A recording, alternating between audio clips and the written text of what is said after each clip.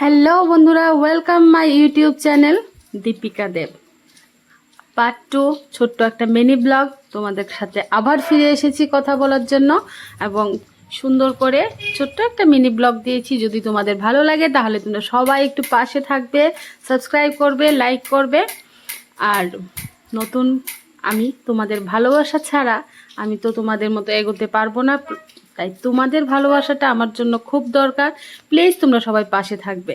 ছোট্ট একটা mini blog, সারাদিনের একটু কাজের সময় পাই, তাও একটু ভিডিও বানাই তোমাদের জন্য, তোমাদের কাছে শেয়ার করব সারাদিন আমি কিভাবে কাটাই। একটু সময় শেয়ার করি, সবটা শেয়ার করতে পারি না কারণ সংসারে অনেক কাজ থাকে, মহিলাদের জন্য তো সবাই বুঝো।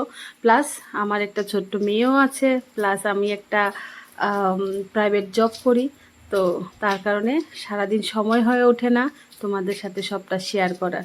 প্লিজ সবাই একটু আমার পাশে থাকবে, সঙ্গে থাকবে, এটাই চাই তোমাদের কাছ থেকে।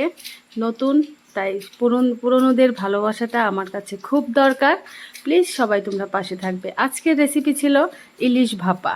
বেশি কিছু রান্না করিনি আজকে, ভাত আর গরম গরম ভাত আর ইলিশ ভাপাই ছিল, সর্ষা পোস্ত দিয়ে ইলিশ ভাপা, যেটা আমার বর খেতে খুব পছন্দ করে। শুধু বর না, আমি এবং আমার মেয়ে দুজনেই খুব পছন্দ করি। তোমাদের কেমন লাগে সেটা তোমরা নিশ্চয়ই জানাবে।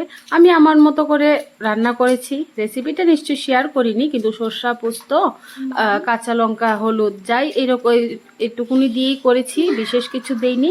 কিন্তু বিশ্বাস করো খুব ভালো হয়েছে খেতে, ভীষণ ভালো হয়েছে। দেখা হবে নেক্সট ভিডিওতে।